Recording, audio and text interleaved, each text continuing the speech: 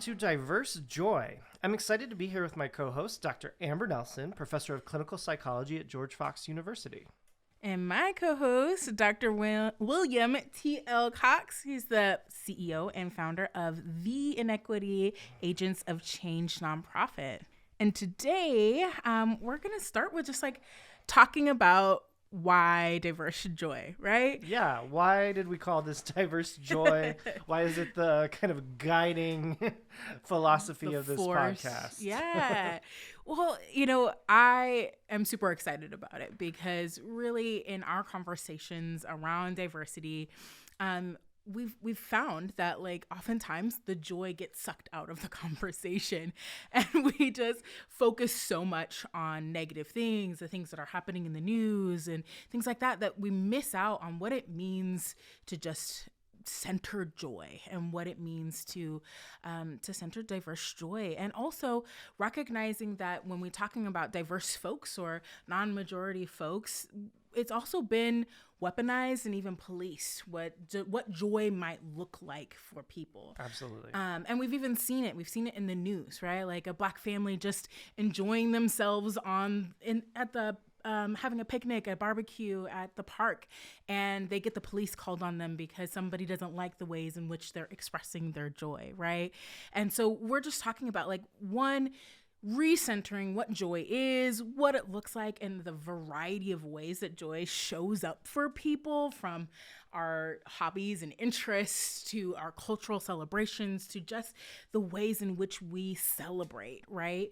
But also just really being able to center that experience and to destigmatize the various ways in which individuals, cultures, families celebrate and express their joy. Yeah, I love this idea of what we're doing. I can imagine this being like our tagline, putting the joy back into conversations about diversity. Yes. and those kinds of topics. The police getting called on families expressing their joy idea, right, also reminds me of recent things that are happening with laws getting passed against drag queens. Right. What is that even about? I mean, if there's any kind of thing people do that's just a pure expression of joy, right? That's what drag queens are. They're just people having fun, performing, being silly, clowning around, and just it's pure entertainment and joy. And but it's something that it's a part of the gay community, and then people who are trying to kind of go after that community are then trying to again police that, making it illegal, like this law in Tennessee that we're struggling with. Right. So absolutely. Yeah. Well, and again, the drag community, it's all about just entertainment and taking something and kind of taking it to absurdity, right? And just the exaggerations, and it's all about joy, both individual and collective joy. And I think that again comes back to conversations that we want to have is, what does collective joy look like, right? Totally. And how can even our individual joy become collective joy? And I think that there's something really, really meaningful about that. And I'm just excited for us to be having these conversations. So as we're starting this off, talking about diverse joy, Will, what's bringing you joy? Awesome. Yeah. So something that really brought me joy recently is my fiance and I, and for the listeners who don't know me yet, my fiance is our producer, Eric Roman Beining, amazing, who is an amazing photographer and graphic designer, and is producing this podcast. Yeah. So he and I, as kind of a celebration of our engagement, we went to Disney World. Which was a blast. Yes. Lots of joy there. Yes. And we went on the Galactic Star Cruiser, which so is cool. It's so cool. We both really like Star Wars. His birthday is actually May the 4th. I did not realize that, and that just makes it that much better. So we went on the Star Cruiser, which basically, it's like a cruise, except in reality it's all just in a hotel on land. But once you get inside the hotel, the whole thing just looks like a spaceship. They have it all set up like you're in space. They have these giant windows that aren't really windows; they're screens where you're actually on this spaceship looking down at a planet below you. And I have to say, the first time I stepped onto the bridge and like looked at like the spaceport and the planet below, it took my breath away. Oh like my gosh. I knew I was on Earth. You're like, I know where I actually am, but like I've actually been transported to another planet. It was amazing. And so it was two nights and 2 days roughly. Yeah.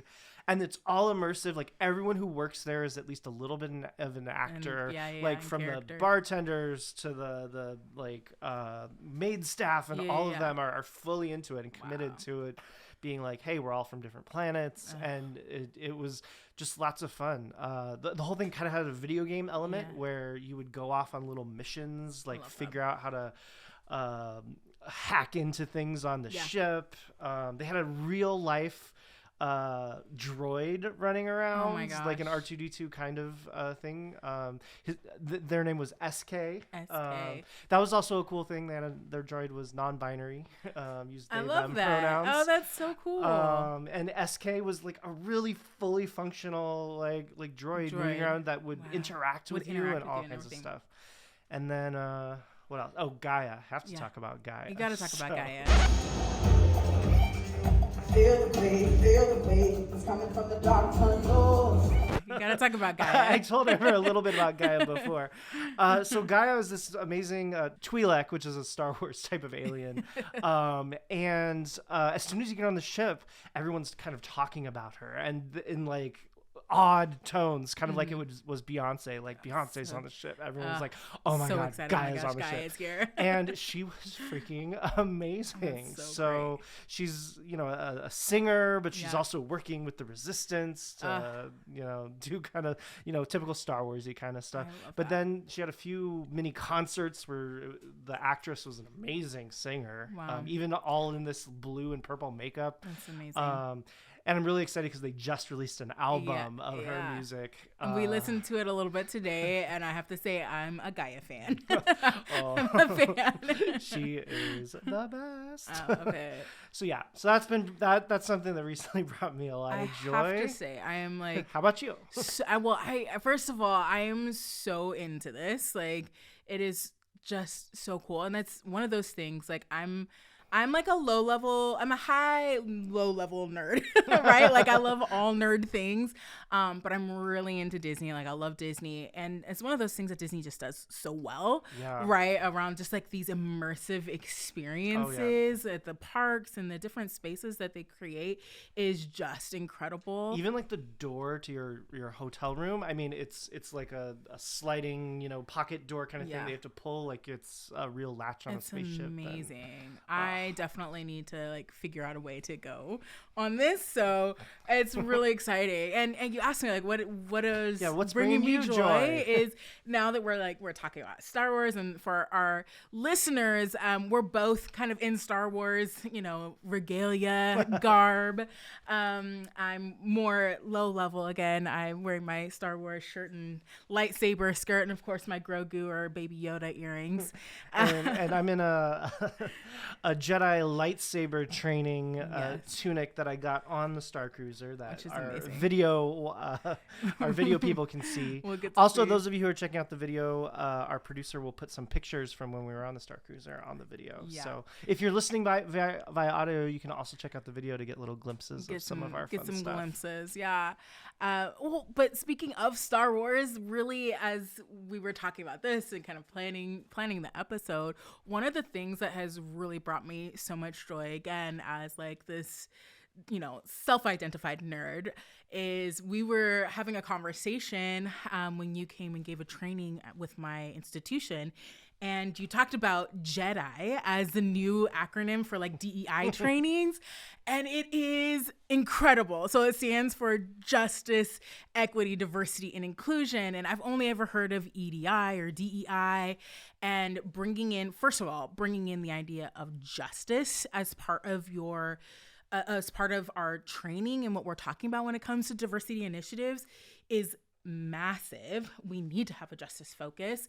And I think that oftentimes we touch on it, but it hasn't necessarily been explicit, and it definitely hasn't necessarily been the first part of it, right? Yeah. So really bringing that in explicitly and talking about justice first, and then equity, diversity, and inclusion, and it being Jedi has just geeked me out so much. You mostly just like being able to say, I'm doing Jedi work. I'm doing Jedi work. I'm going to Jedi training I'm now. doing a Jedi training. Like, it is the best. And my students like just laugh at me every time, but they totally get it, and I love it. So I'm getting a telepathic note from our producer right now. I think Disney wants to sue us if we're not careful. If we're not careful about Jedi training, we'll be careful. Yeah. So I can't take original credit for that. I don't know who first did that acronym, but I was happy to share it with you. Yeah. I don't use it all the time because I always want to make sure I'm respecting like the seriousness of some of this work that we do. But I do have fun with it. It is the best. It is the best. And like I said, it just brings me so much joy. And honestly, even just the acronym in and of itself has transformed the ways in which I approach my teaching and approach my curriculum development, how I'm talking about it with other people, and really infusing justice, and justice being the primary, like the first focus, and kind of centering that around all of our other diversity initiatives has really been really meaningful. So awesome. I love that. Well, cool. Well, speaking of diversity initiatives, that kind of brings us to our main topic for today, in addition to this notion of diverse joy we wanted to introduce. So one of the things, for those of you who are new to us, Amber and I both work in these kind of spaces doing DEI work or Jedi work. Yes. And I come at it from the perspective of a scientist. So I have a PhD in social psychology. And really all my work has been looking at kind of things like your brain and how your brain works and why different mechanisms in your brain lead to perpetuating things like bias, like stereotyping. But especially, studying that sort of stuff scientifically with an eye on how do we make a difference? How do we help people kind of overcome biases? How do we get people to recognize when they could be vulnerable to bias and then help them overcome it, help them do more of this kind of work? In order for us to make real progress on all of these sorts of issues, disparities, inequities, racism, sexism, anti-gay prejudice, all these things, we really need everyone to be working on it. It can't just be, the diversity officer at your company does some stuff. It really has to be everyone at the company looking out for things, out for things that can be better. And so a lot of people recognize this, that, issues of inequities and bias are big problems. Right. And so it's kind of led to this cottage industry where there are people kind of pulling together trainings. Sometimes they're called diversity trainings, equity trainings, implicit bias trainings, cultural competency. The labels go on and on and on and on. This has become an issue because although these trainings are put together with really positive intentions, people really just trying to make a meaningful difference, generally speaking, the people making a lot of these trainings aren't experts in cognitive behavioral science. They're pulling together real factual information in these trainings, but just giving people information doesn't necessarily lead to changes in behavior. This is something we know from decades and decades of all kinds of research in this area and in other areas of cognitive behavioral change and the science around it. Absolutely. And now we're kind of in a state of affairs where we know there are all these trainings out here. They're not scientifically tested and they aren't developed by scientists. But when scientists like myself come in and evaluate them, what ends up happening, what the data end up showing is that bias and diversity trainings at large, they do nothing. They lead to no changes in people's behavior, no changes in corporate climate or organizational climate. And that's at best. At best, they do nothing. In many cases, they actually end up making problems worse. Absolutely. So, for instance, there are a lot of so-called implicit bias trainings that teach people, again, real science, real true facts about how there are ways that we can often express bias without meaning to. And that's something that's been central in my work and central to things I talk about.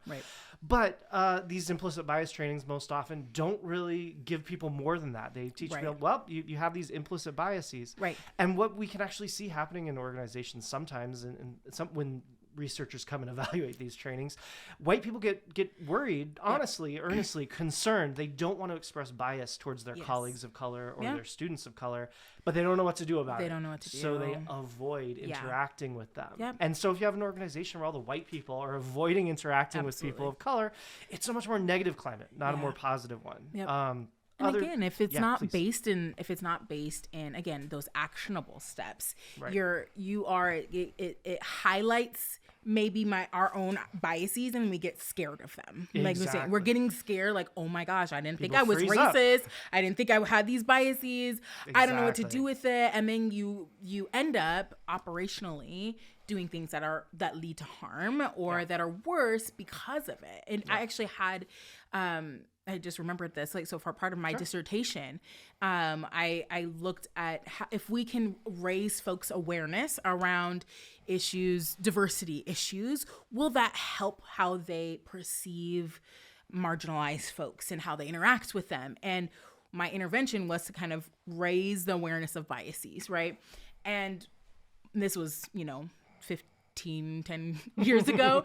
But at that time, I did that, and the intervention worked in the sense of that it raised people's awareness, but they got the information. They got the information. However, it operationalized to worse perceptions and worse behaviors and all of those things. So exactly this, right? So we see that this is that bad training, and so much of the training is done by folks like with the best intentions at heart, wanting to say like, hey, let's have a conversation about these things. Let's raise the awareness, but not equipping people with what to do with it. Exactly. And then it actually ends up doing the exact opposite of what they're hoping to do. Yes, absolutely. And this is something I could go on and on and on. There's a whole literature out there. So much. So as you know, one major exception to this is a training that my colleagues and I have developed and experimentally tested over the last 15 years. Yeah. It's called the Bias Habit Breaking Training. You can learn more at our nonprofit, the nonprofit that sponsors this podcast, biashabit.com. But basically, we're going to learn more about it later in today's session. But the gist of it is that over the last 15 years, we've tested it. We've put it through the rigorous kind of randomized controlled experiments that we put medical interventions through. Right. Many of them funded by the National Institute for General Medical Sciences. Yeah. I always have to call them out because they've been huge advocates that let us do this work. That's great. And our training is the one major exception where we've shown it actually doesn't have these kinds of negative effects that we know bias trainings have, and has a lot of really positive effects. Gets people motivated, motivates them to become what we call agents of change. Yes. Everyone starts seeing Jedi work or DEI work, working on biases, working against inequities. They see that as their responsibility. Absolutely. And they put in the effort. Yeah. And with some of the tools and things we teach them, they become more effective at that because we give them those kind of actionable steps. And that's our kind of secondary goal with this podcast, is that in each episode we're going to kind of give a little part of that training, so that if you're a regular listener of the podcast, over time you're going to get all these kinds of skills. So we're going to talk about that. Each episode is going to have a little skills section where we give you some of this kind of habit breaking kind of stuff. Absolutely. But before we get to that, one of the other things that we thought we'd do, our next segment is going to be about kind of sharing stories. And we'll get back to that after this break. Great.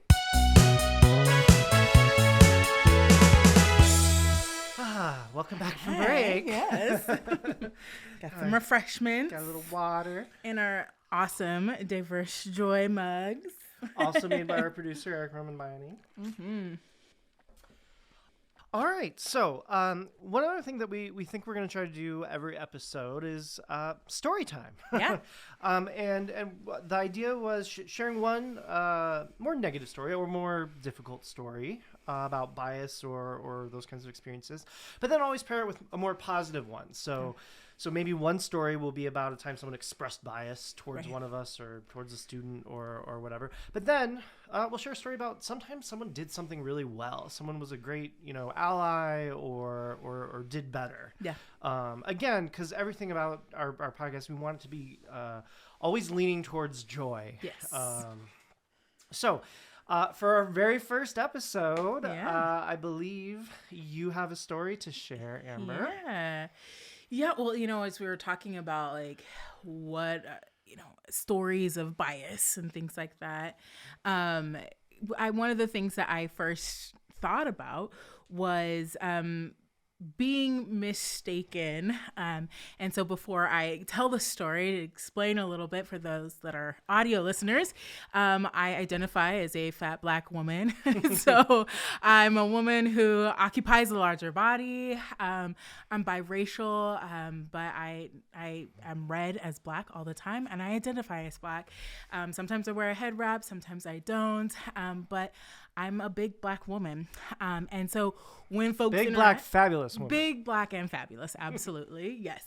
And so when people interact with me, right, like they're interacting with me as a big Black woman. And one of those instances, first time I met this woman, and she was like, I bet you are an amazing singer.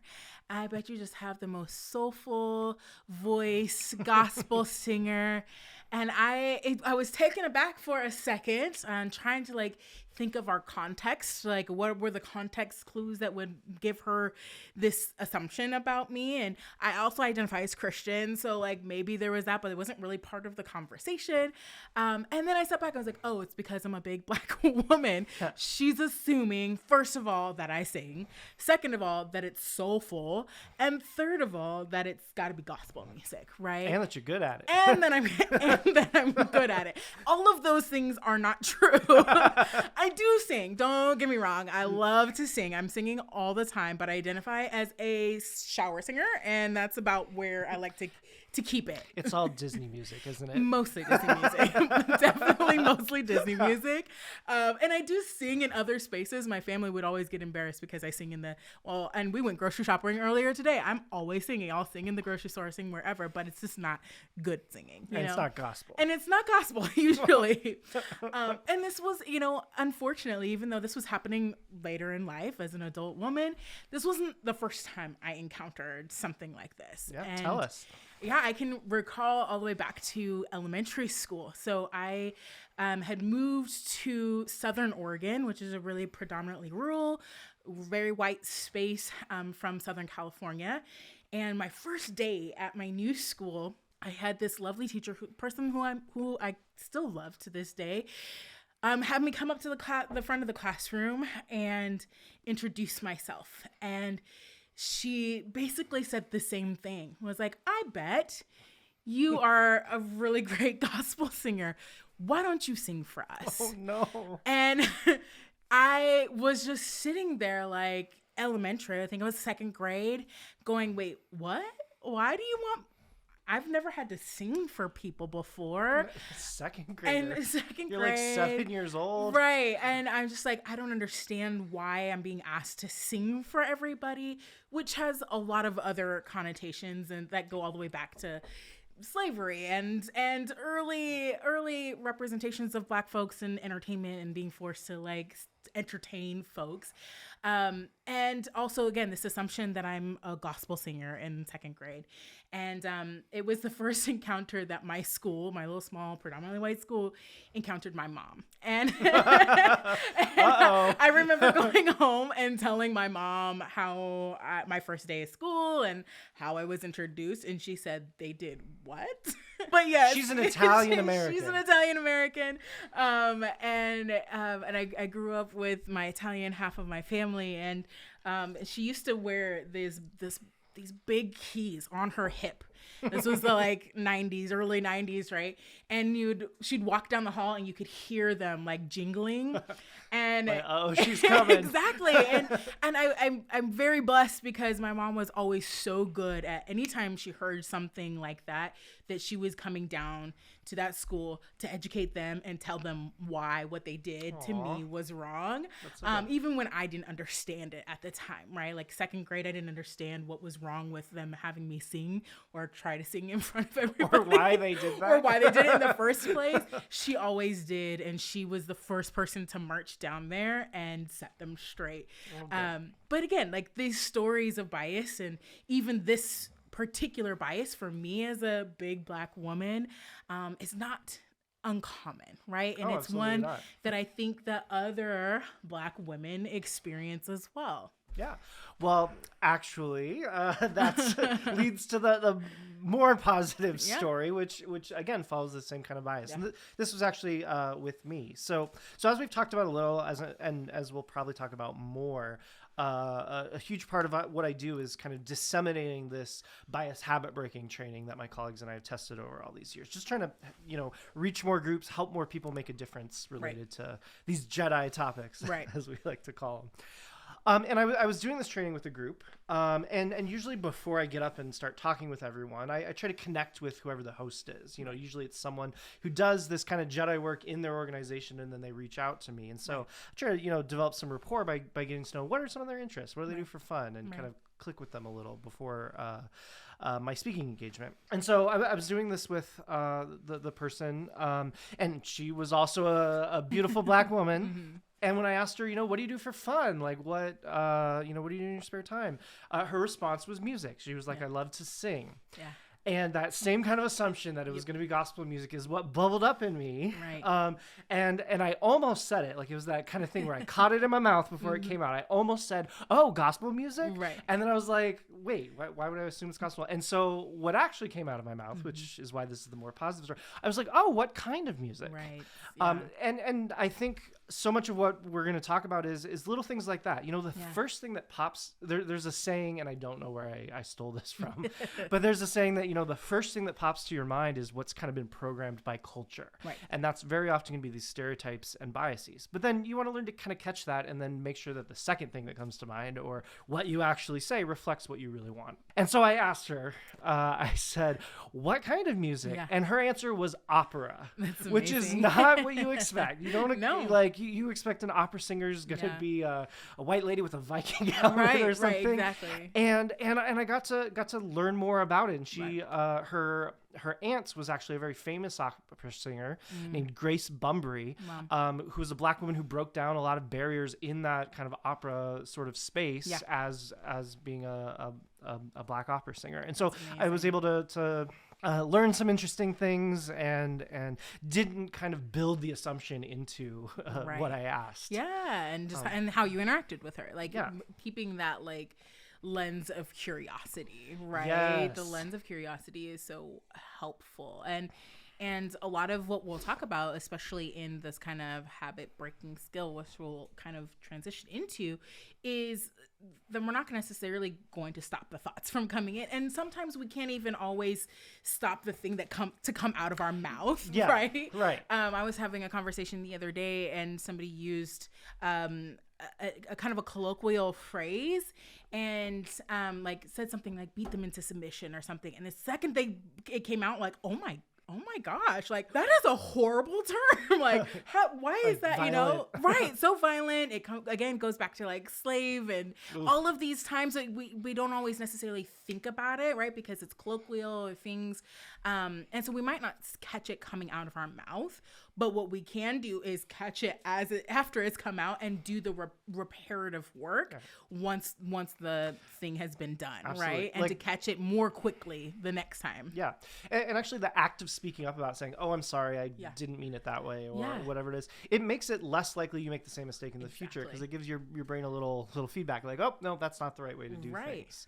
And it's always better to acknowledge it. Sometimes what happens is people don't want to apologize or speak up about a mistake they made because they kind of have this thinking where it's I hope no one heard that. Right. Or I just want to pretend that didn't happen, right? Yeah. Nobody heard it. Yeah. And if I don't draw more attention to it, it's going to be fine. But I always say, odds are people did hear what you said. They heard it. And if you don't speak up about it, all they're left with is what you did say.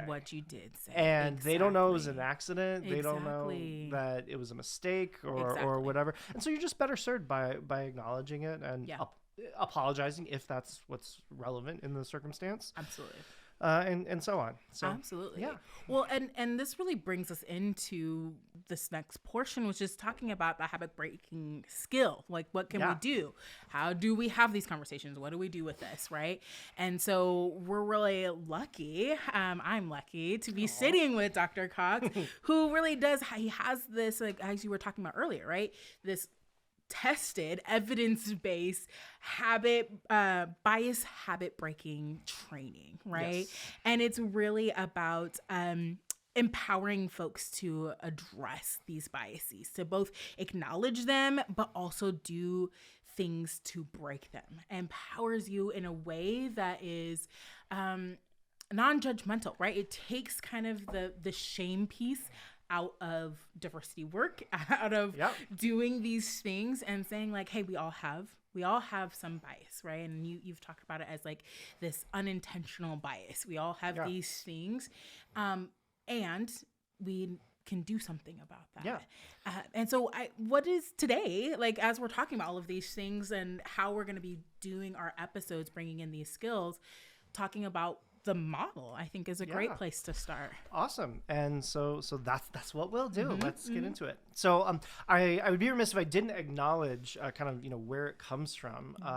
And my PhD advisor, Dr. Patricia Devine, many years ago had this core idea. If you've ever heard of the term implicit bias or unconscious bias or automatic bias, all that goes back to her dissertation. She had the original idea that sometimes bias happens, and it's not necessarily what someone's intentions are. It's not necessarily who they are as a person, but we have these automatic processes in our brain that are going to reflect stereotypes. That was her. Yeah. And then other people put that term implicit bias on it. But the basic notion came from her. That's and amazing. The way she framed it is, think about it like being a habit. Yeah. It's, habits, they operate very often unintentionally. Right. We're not always aware when they happen. Right. They get learned over many years. We learn biases and stereotypes throughout our lifetimes, through our childhood. And they sometimes pop up when we don't want them to. But if we think about them as habits, well, then what's involved in breaking a habit? Right. And then that was kind of the core model that we put into this training, 15, 16 years ago now, when we first started this work. That if you approach bias and trying to create this cognitive change by thinking of it as breaking a habit, it will be useful. And most people find that to be kind of an intuitive notion. Yeah. Most people have tried to break a habit at one time or another and kind of know what's involved in that. And from the research literature, we kind of have a set of necessary conditions we like to talk about for what's involved in breaking a habit. Yep. So getting into this model, the model for how to break a habit. So the first thing you need is motivation. Right. So nothing's going to happen. You're not going to make any progress on a habit if it's not something you care about changing. Exactly. And actually, one way I like to talk about this also goes back to Trish, my former PhD advisor. So a habit she had most of her life was biting her nails. Yeah. Yeah. Common kind of behavioral habit that people have. Her whole life, her mother would say to her, don't bite your nails. You don't look like a proper young lady. Yes. You're getting germs in your mouth, and so on, and so on. Yeah. And what does Trish hear her whole life? Yeah. She hears, womp, womp, womp, womp, womp. Mom's nagging me, blah, blah, blah. Charlie Brown's teacher. Yes, exactly. and that's because it's coming from without, coming from someone else nagging you, trying to get you to change something. That's not a good way to motivate someone. Right. Motivation has to ultimately come from within. Right. And here, when we're talking about bias and stereotypes and this Jedi kind of work, we actually have a lot of good news. Research very consistently shows that the average person really does care about treating people fairly. Absolutely. They don't want to disadvantage someone because of the color of their skin or their sexual orientation or gender. But they are vulnerable to these kinds of stereotypes and biases. But when you reveal that to them, when people find out, hey, there are ways I could be falling short of being my best self in this area, they do have that motivation. Right. They are motivated to work on it. Well, not for me, from a clinical standpoint. So, a lot of what you're talking about is really based in like cognitive behavioral therapy, right? And but I also think that there's a piece of this that is also very ACT-based, which is acceptance and commitment therapy, and really a big tenet of what that approach is, basing your decisions around changing your behaviors in your values. So what are the things that I care about? And then I'm going to be making decisions about what I'm doing moving towards the things that I care about, the value that I have. And so part of this is, again, acknowledging essentially our values so that you can have motivation to actually make the change. And this is something that again, most people share fairness as a value. Absolutely. So it doesn't matter if conservative, liberal, whatever. Right. Fairness, treating people fairly, is the research says fairly universal. Yeah. So with most people, we can find that motivation. So that's that first step. You have to care about breaking the habit. Care about it. Then awareness is the next step. So part of the definition of a habit is we're not always aware of how it plays out. And actually, in our conversations with this, Trisha's nail biting also gives us a good little analogy here. So she eventually did decide. She found the motivation in herself as an adult, like I want to break this habit. But she actually didn't know when she bit her nails. So if she just looked at them, they were all kind of nibbled down. Right. But when did that happen? Exactly. And so she had to start scouring her environment. This is how she describes it. That she looked at it like, is it when I'm waiting for the bus? Is it when I'm bored? Is it when I'm hungry? Like because these habitual things, they're not always operating within our awareness. Same thing is true about biases. This is going to be one of the big skill areas that we work on. It is one that we work on in the bias training formally, and in our podcast version of it. That'll be something that pops up each week. This awareness component, learning how bias plays out, when it's likely to affect our judgments and decisions. Also, sometimes what that feels like, so that we can learn to tune into when those feelings are coming up that might lead to behavior that disadvantages someone or creates a disparity. And it really, again, it increases our own insight, right? And connectedness to our body, right? That kind of self-awareness about whether that's a situational thing or there's something happening in our body, right? Like I get, one of the things I talk to my students about is that when I start to get anxious about something or upset or frustrated, my ears get really hot. And so like my ears start to burn. And once that's happening, then I'm like, okay, something's happening in my environment that I'm responding to, even if I'm not cognitively there yet. And so there's something about the awareness raising, right? Of tuning into not just our situation, but also our body. Like our body, there's a book called The Body Keeps the Score, and it's mostly about trauma, but it's really talking about this connection that we have between our mind and our body. And so sometimes our body will respond before our brain catches up to like label what's happening. That's so cool. Yeah, totally. Oh, absolutely. Yeah. And, sometimes that'll be a cool component where I can bring in some of my research on how your brain works and how, these stereotypes, they involve your brain's reward system, which then ties into a lot of the kind of physical sensation stuff you're talking about. So that'll be fun. So motivation, awareness. You have to tune into how something's happening, because that's your leverage point to disrupt the biases or prevent them. Then you need some kind of tools.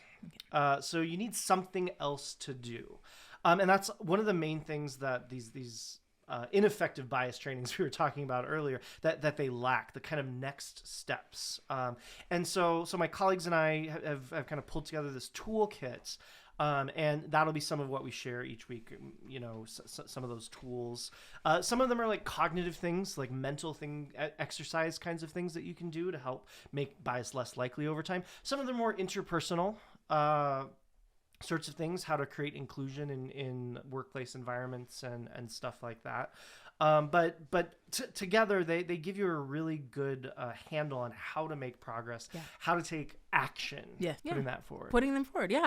And you came and did this training for my institution, my department, and in looking at even just some of the feedback from it, that was the biggest thing that people took away from this, let alone not just your approach to the conversation, but they felt really empowered. They felt empowered to take those next steps, because they're like, oh, these are practical things that I can do, and I'm not just leaving feeling the weight of the conversation. Yeah, that kind of powerlessness can petrify people. Yeah, and it stops them. It petrifies them. It stops them from moving. It stops them from actually doing anything. And so I think that's one of those biggest things. Absolutely, the motivation, the awareness, and then really the practical tools. And so I'm really excited that we'll kind of explore more of what that looks like. Yeah.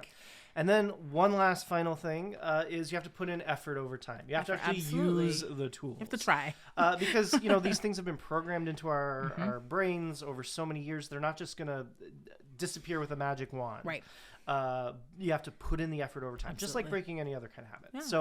It's like practice, you know, some people say practice makes perfect, but it's more like practice makes permanent, right? Or practice makes progress. Oh, I like that so much better. Practice makes progress. And that's what you have to do. It's never going to be perfect. And we want things to be dynamic, and we want them to continue to change as you learn more about yourself. Absolutely. So just one last time, motivation, awareness, tools, and effort. Yes. The motivation and the effort have to come from you as an individual. You have to put that out there. But that awareness component and that tools component, there's a lot that our training content can help you with, and we're going to cover that on this podcast. I love it. One last little thing. Part of why I'm so excited about this podcast with you in particular is your clinical kind of training. So, you know, the bias habit breaking training that we do was built on this habit idea that Trish originally had. As I've worked with it over many years, trying to kind of update it and so on, I draw a lot on things like cognitive behavioral therapy. Right. You know, so much stuff in evidence-based clinical psychology and clinical kind of therapy work is about helping people change their well-worn cognitive patterns, change their mental habits, right? And so I think it can be directly ported over to this kind of social justice work and bias reduction work. And but I am just trained as a scientist, not as a therapist. That just wasn't my program. And so as we go through these things, having your additional insights from your therapy background, like I didn't even know about this ACT therapy. I didn't even know that was a thing, but I'm interested to continue seeing the insights that you bring to what we already have as part of this training. And you're right. I'm super excited about it too, but I think that there's so much that can be, you know, when we're talking about it from a scientific perspective, but then the clinical side, what it does is it grounds it in like, okay, so how does this show up in your life, right? Like in the various ways and our interactions. And sometimes that can be more innocuous things, more explicit things. And it can come out in ways that we don't necessarily even identify as a bias, right? Like, and so I think that that's where some of that will come in, and I'm excited to talk about all of the things. Also, we're doing this podcast just because we love talking to each other. This is true. This is also true. It's a little self-serving in that respect. But we do hope it will actually be useful the way we believe it will. All right. So another thing we wanted to do, since we are both two people doing this kind of Jedi work, experts in this area, is have questions from the audience. So let's do that now. So this is like our first episode. So how exactly do we have questions from the audience? Well, that's an excellent question, Amber. In my last semester of working with students, I actually, they were really excited at the idea of this podcast. That's awesome. And I was like, I would want audience questions, but you know, we're going to be recording. Like, we don't have an audience. What? We don't have an audience yet. And so they pulled together a list of potential questions that could start us off. Now, those of you listening or watching at home, we would love to hear your questions. And if you go to our website, diversejoy.com, there will be a way there for you to submit questions that might pop up on a future episode. But for today's episode, one of my amazing students, Maylee Lore, came up with this question. So is bias always negative? Isn't sometimes bias about positive things? And is that still wrong? Yeah. What do you think, Amber? That's such a good question. I think that bias in and of itself does not have a judgment or a value on it, right? It's not neither positive nor negative. And we all have biases in a variety of things, right? But we can have these innocuous things that we have a bias towards. Like when I have a bias towards a certain type of music or a certain style of dress or our hobbies, the things that we like, the food that we like, right? And those things are not really, they don't have any impact on another person or personhood or a people group. And so those types of biases obviously don't have any like negative outcomes. Yep. But even positive bias, quote unquote positive biases, like things saying like maybe Asians are good at math, right? Or any other thing, or Black women are good at gospel singing. Or Black women are good gospel singers, right? Like, while it might have a positive connotation, operationally, the ways in which we behave or how it impacts other people may not necessarily be positive, or the person may not experience it as a positive thing. You're still putting an assumption before that other person as a human being. Right. And one way we talk about this in the literature, there's a concept called shifting standards that also comes into play. Even if you have this idea that members of a certain group are good at something, a lot of people are like, but that's a positive thing. That's great. Again, Asian people are good at math. Black women are good at singing gospel. Right. Part of the problem is it puts extra pressure on them, and then also holds them to a higher standard. Right. So if you're thinking of all Asian people as good at math, especially good at math, well, if you have an Asian student who's just average at math, they're seen as less than. They're seen as being bad at math because the standard for Asians is set higher. Exactly. So the even quote unquote positive biases put restrictions on or restrict the opportunities of members of those groups. And that's something we've demonstrated in lots of different kinds of research studies, that those higher standards still cause problems. No one comes home and says, gosh, I was so happy I got stereotyped today. Right. Even if it's a positive thing. Right. And one other aspect of this is when someone is good at something and it also is a stereotype of that group, having that kind of positive bias kind of robs them a little bit of their specialness, their talent. Right. I have a friend he's a gay man, and he's a hairdresser, and he's a really good hairdresser. He worked really hard at it. And he told me a story once. His name's Mark Hatlin. Hi, Mark. Hey, Mark. He said once someone said something to them like, well, of course you're a good hairdresser because you're gay. And it was like, well, that's an expectation. That's maybe a positive bias. The gay men are good at fashion kinds of things. But that totally robbed him of all the hard work, all the fact that he's a creative person. Dismissive, all the work he put into it is like, oh, you're gay, so of course you're good at that. It robs you of some of that. And so even when it's maybe positive assumption, let's just not have assumptions, man. Right. Again, and it doesn't acknowledge the amount of work that somebody does to get to where they are, right? And the intention around, like, I chose this, I worked hard at this, like, I deserve my flowers too, right? Like, I deserve my flowers. I earned this. It's not just because I'm gay. It's not just because I'm Black. It's not just because I'm Asian. It's not because of these things. I happen to be this, and I also happen to be really good at this thing. Yes. So thank you again, Maylee, for your awesome question. It's an awesome question. Thank you. All right.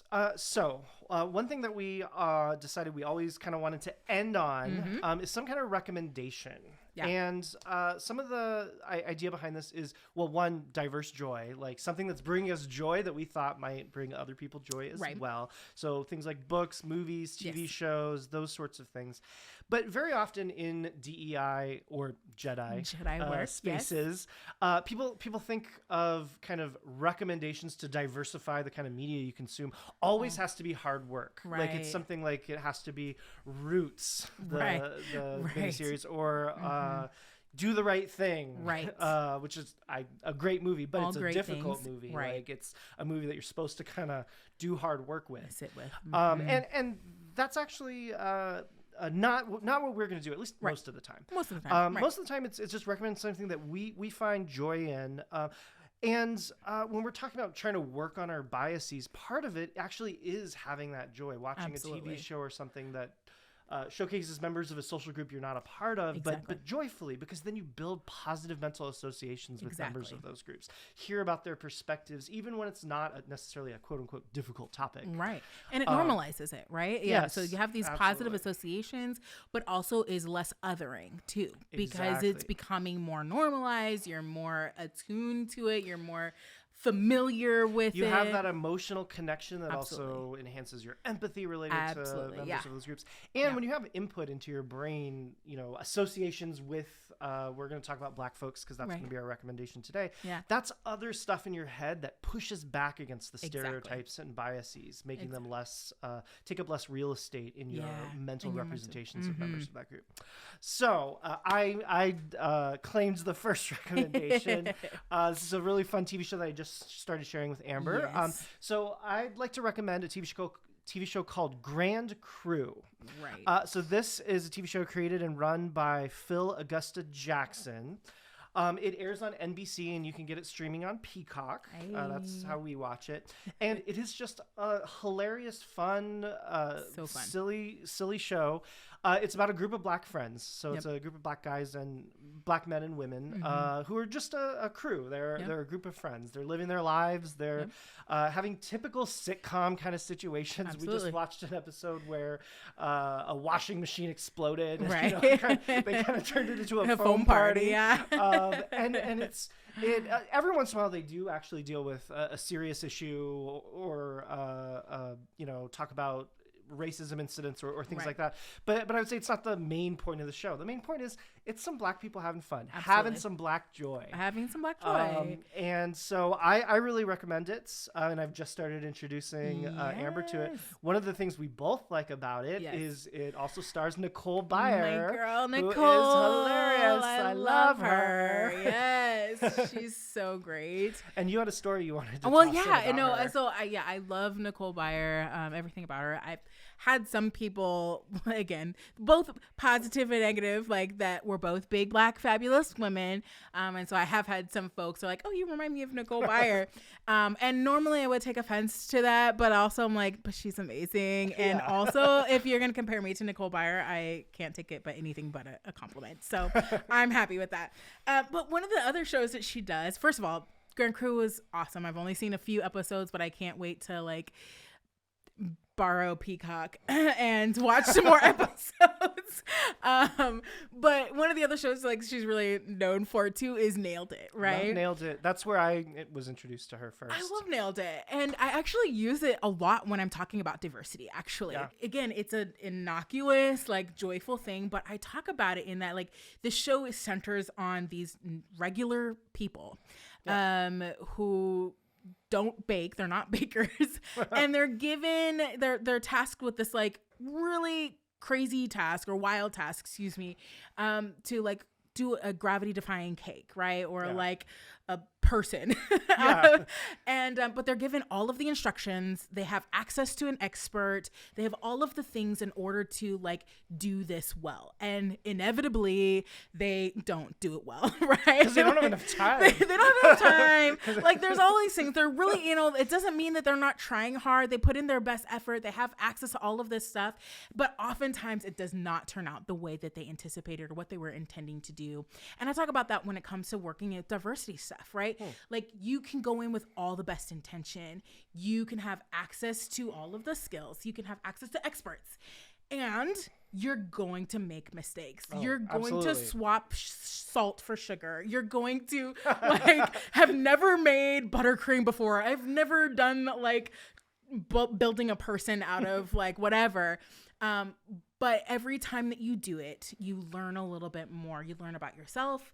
You learn how to navigate this differently. And you have to have that grace for yourself for it to not look like you had hoped in your brain, because it's not going to be, but it's still that progress. It's still, you're learning so much. It's not going to be perfect. It's going to be messy. You're going to make mistakes, but lean into that process and find out what you can learn about it along the way. Yeah. That's great. Well, yeah. So this week you get 2 recommendations. I know. Yeah. Sorry. And actually that's perfect because they showcase the one last thing I wanted to say about Grand Crew and that I want to cover every week is, does the show do diversity well is one way that some people ask that question. Is it a diverse show? Right. So in this particular case, I would say no. It is all black people. Yeah. Very occasionally there's a white extra. Right. And so the question is well, is that okay, quote unquote? And my answer is yes. Yes. There are so many shows that are all white people. Right. And the point isn't that every show or everything is going to have perfect diversity where they check all the types of diversity. diversity. I think there's maybe one gay character in the 2 seasons so far. Yeah.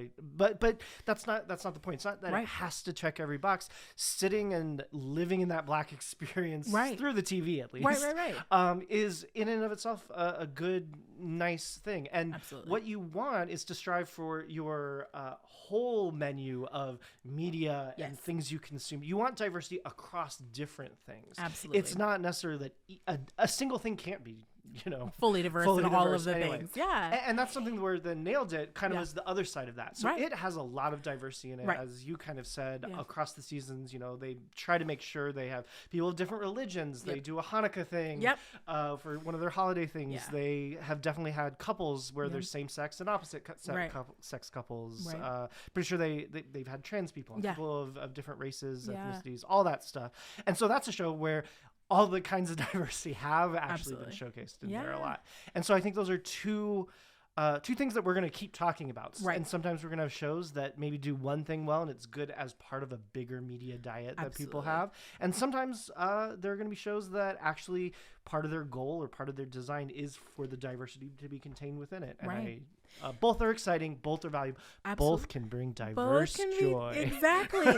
Well, and I think that there's, again, something really meaningful and important to talk about around diversity is that in efforts to talk about diversity in every single spectrum, that sometimes we miss out on opportunities to center, right? And to center experiences. And so things like Grand Crew, where it's not necessarily about doing all of diversity well, but it's saying we're centering a Black experience and recognizing that, one, being Black is not a monolith, right? There's no one way to be Black, and there is no one Black experience. But here are some of the things that happen in Black community or in some Black communities, and here's this experience, and that's an opportunity, again, like you said, for us to get ourselves used to normalize others' experiences and remove the otheringness of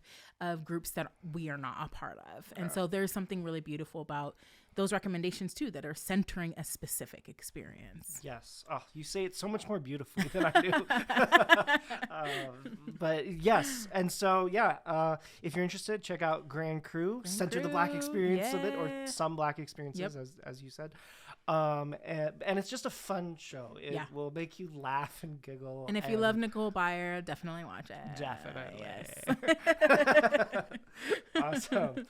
And one thing we always want to do is make sure, we're accountable for anything that we're talking about, recommending. Right, for sure. So one other thing our producer just informed/reminded us of, apparently, allegedly Nailed It got shut down or shut themselves down because of attempts to unionize, which I don't think is very nice. Right. I'm definitely pro-union. Absolutely. Things are better when people work together. Absolutely.